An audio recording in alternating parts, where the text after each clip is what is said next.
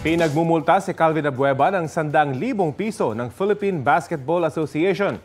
Para yan sa umano'y pagpunta niya kay Coach George Gallant ng Kalabang Kupunan noong Game 2 ng PBA Finals. Nang tawagan kasi ng foul si Abueva sa fourth quarter ng laro, itinuro niya ang kanyang kaliwang mata at dumila. Bulag po ang isang mata ni Gallant dahil sa isang aksidente sa motorsiklo.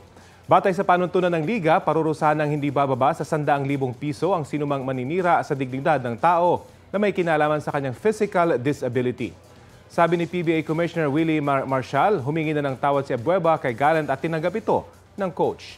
Samantala, nagkausap at nagkaayos na sina Abueva at Mo Tautua at kanyang misis na nagkainitan at nagkasigawan naman matapos ang Game 2 noong linggo. Kapuso, alamin ang maiinit na balita. Bisitahin at mag-subscribe sa GMA Integrated News sa YouTube. Sa mga kapuso abroad, samahan nyo kami sa GMA Pinoy TV at sa www.gmanews.tv.